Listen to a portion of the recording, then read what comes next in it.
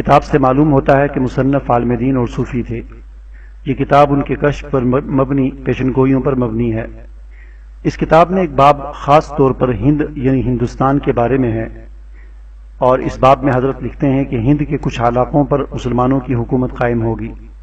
لیکن ایک طویل عرصہ تک یہ ملک افراتفری اور بے چینی کا شکار رہے گا۔ اس کی جو وجہ اس کتاب میں بیان کی گئی ہے وہ بہت ہولناک ہے۔ حضرت لکھتے ہیں کہ اس علاقے کے مسلمان خنزیر نما خوراک کھانے کے عادی ہوں گے، اور یہی سبب ہوگا کہ وہ بتدریج دین سے دور ہوتے جائیں گے۔ یہ بہت عجیب بات تھی، کیونکہ پاکستان میں لوگ بظاہر ایسی کوئی چیز نہیں کھاتے۔ 2011 میں یونیورسٹی آف میشیگن کے پروفیسر اسٹارٹ جونز، جو ڈپارٹمنٹ آف بائیو ٹیکنالوجی کے سربراہ ہیں، انہوں نے اپنی ریسرچ میں یہ ثابت کیا ہے کہ برائل چکن اور خنزیر کے گوشت میں بنیادی طور پر کوئی فرق نہیں۔ برائل جس ٹیکنالوجی سے پیدا کیا گیا اس میں خنزیر کے ماڈل کو ہی فالو کیا گیا تھا۔ اس تحقیق کے سامنے آتے ہی اس تحقیق پر پابندی لگا دی گئی اور ڈاکٹر جونز کو نفسیاتی مریض قرار دے کر ذہنی امراض کے ہسپتال میں زبردستی ڈال دیا گیا۔ نومبر 2015 میں ڈاکٹر اسٹارٹ جونز کا اسی ہسپتال میں پراسرار حالت میں انتقال ہو گیا۔ اگر یہ تحقیق منظر عام پر آ جاتی تو مغرب کی multi billion dollar broil chicken industry تباہ ہو جاتی۔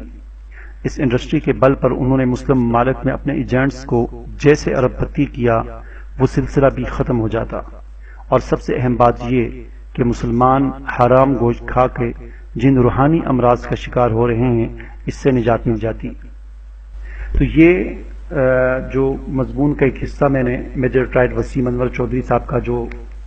ڈیلی اوصاف سمیت مختلف اخبارات میں اور خاص طور پر سوشل میڈیا پر یہ شائع ہوا ہے، یہ میں نے آپ کے سامنے پڑھا، تو یہ بڑا عجیب انکشاف ہے۔ اور یہ برائل چکن کے حوالے سے پہلے بھی جو ہے محققین کو اور ریسرچر جو ہیں ان کو تحفظات تھے، اور ویسے بھی طبی لحاظ سے بھی برائل چکن جو ہے انتہائی نقصان دہ ہے۔ ایک حدیث میں آتا ہے کہ دیسی مرغی جسے ہم کہتے ہیں، اس کے بارے میں بھی برائل چکن تو ابھی آئی ہے، دیسی مرغی تو پہلے سے ہے، یہ حضور صلی اللہ علیہ وسلم کے زمانے میں بھی تھی۔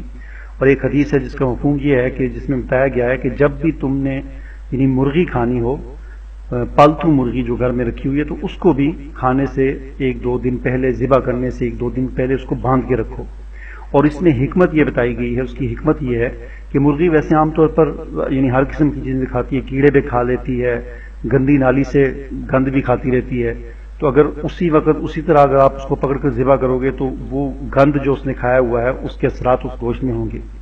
تو اس کو اس لیے حدیث میں یہ تاکید کی گئی ہے کہ مرغی کو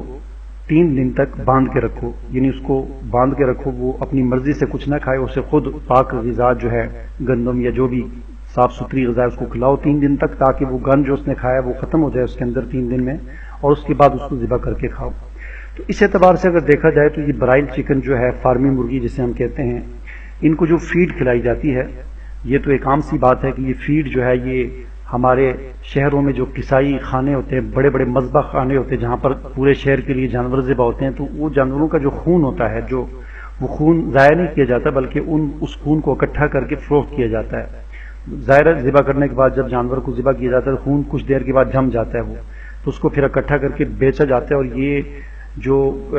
مرغی خانے ہوتے ہیں جہاں پر فارمی مرغیاں جو ہیں یہ پالی جاتی ہیں، وہاں پر پھر اس جمے ہوئے اس حرام خون سے اس میں کچھ اور چیزیں، کچھ کیمیکلز بھی ہوتے ہیں، کچھ اور اس طرح کی گندی چیزیں جو ہیں وہ حرام چیزیں اس میں ملا کر، اور اسی طرح مردہ مرغیوں کا گوشت، مردہ جانوروں کا گوشت، یہ ساری چیزیں مکس کر کے ان کی فیڈ تیار کی جاتی ہے، خوراک تیار کی جاتی ہے، اور یہی خوراک ان فارمی مرغیوں کو کھلائی جاتی ہے۔ تو یہ حرام خون کی غذا ان کو کھلائی جاتی ہے، اور ہم اسی وقت اس کو ذبح کر کے تازہ اس نے سب کچھ کھایا ہوتا ہے، حرام چیزیں ہم اس کو کھاتے ہیں۔ تو ظاہر بات ہے اس حدیث کی روح سے بھی یہ چیز بالکل اس کی یعنی اجازت نہیں ہے، اور بالکل یہ مکروہ بن جاتی ہے۔ یعنی ہم اس کو واضح طور پر حرام تو نہیں کہہ سکتے، لیکن مکروہ ہونے میں کوئی اس میں شک نہیں ہے، شک و شبے والی کوئی بات نہیں ہے۔ ایک عام دیسی مرغی اگر مکروہ ہو جاتی ہے، جس کے بارے میں حضور نے تاکید کی کہ اس کو باندھا جائے 3 دن تک اور اس کو پاک صاف غذا کھلائی جائے، تو یہ فارمی مرغی تو خود، جبکہ پھر اس کے علاوہ اس برائل چکن کے جو دیگر نقصانات ہیں، ان نقصانات میں سے ایک نقصان یہ ہے کہ جن گھروں میں برائل چکن بہت زیادہ کھایا جاتا ہے تو ان گھروں میں جو بچے ہوتے ہیں وہ 8-9 سال کی عمر میں بالغ ہو جاتے ہیں، یعنی بچے کو تو 14-15 سال کی عمر میں بالغ ہونا چاہیے، لیکن مسلسل یہ برائل چکن کھانے کی وجہ سے بچے 9 سال کی عمر میں، 10 سال کی عمر میں، 8 سال کی عمر میں بالغ ہو جاتے ہیں۔ تو یہ ایک بہت بڑا نقصان ہے۔ اس کے علاوہ بھی اگر آپ گوگل میں سرچ کریں برائل چکن کے نقصانات تو بے شمار نقصانات ہیں۔ اب یہ جو ریسرچ آئی ہے پروفیسر اسٹورٹ جونز کی، جس میں انہوں نے یہ انکشاف کیا ہے کہ یہ برائل چکن جو ہے یہ اس کا جو فارمولا ہے بنیادی طور پر جو ہے وہ جس ٹیکنالوجی سے اس کو بنایا گیا ہے وہ خنزیر کے ماڈل کو فالو کر کے بنایا گیا ہے، چونکہ فارمی خنزیر جو ہیں وہ بھی دنیا میں بنائے جاتے ہیں، سفید رنگ کے وہ ہوتے ہیں عام طور پر اور جنگلی بھی ہوتے ہیں۔ تو انہوں نے یہ انکشاف کیا، پھر ان کو گرفتار کر لیا گیا، پاگل قرار دے کر اسپتال میں داخل کر دیے گا پاگلوں کے، پھر اس کو پراسرار طور پر ان کی ہلاکت بھی وہاں پر ہو گئی اور اس طرح اس تحقیق کو دبا دیا گیا۔ اور اسی طرح پھر یہ جو کتاب ملی ہے اس میں جو پیشن گوئی ہے بزرگ جن کا ذکر بھی کیا ہے عبداللہ بن طاہر البغدادی الرضوی، تو انہوں نے جو پیشن گوئیاں کی تھیں ان میں سے ہندوستان میں جو ایک الگ مسلمانوں کی حکومت قائم ہوگی پاکستان، اس کے حوالے سے انہوں نے تحقیق کی کہ وہاں پر جو ایک بے دینی ہوگی اور ایک طویل عرصے تک افراتفری ہوگی، اس کی وجہ بھی یہی ہوگی کہ لوگ خنزیر نما ایک خوراک کھانے کے عادی ہوں گے۔ ظاہر بات اس وقت تو یہ مرغی نہیں تھی، تو انہوں نے اس پیشن گوئی میں یہ پیشن گوئی کی ہے کہ خنزیر نما، خنزیر سے ملتی جلتی، اور اب آ کر یہ پروفیسر یونیورسٹی آف میشیگن کے پروفیسر نے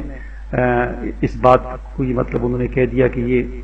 برائل چکن جو ہے یہ خنزیر نما ہے اور خنزیر کی طرح اس کا جو ہے فارمولہ ہے۔ یہ بڑی ہمارے لیے ایک عجیب بات ہے، تو اس میں ہمیں ویسے بھی احتیاط کرنی چاہیے۔ جیسا کہ میں نے کہا کہ فارم برائل چکن جو ہے ان کی فیڈ جو ہوتی ہے، ان کی خوراک جو ہے وہ تو صاف طور پر قطعی طور پر حرام چیزوں سے تیار کی جاتی ہے اور وہ ان کو کھلائی جاتی ہے، اور وہ اسی وقت ہم تازہ اس کو ذبح کر کے کھاتے ہیں، تو یہ بھی اس اعتبار سے یہ ایک غلط بات ہے۔ تو اللہ تعالیٰ سے دعا ہے کہ اللہ تعالیٰ ہماری حرام سے حفاظت فرمائے، آمین۔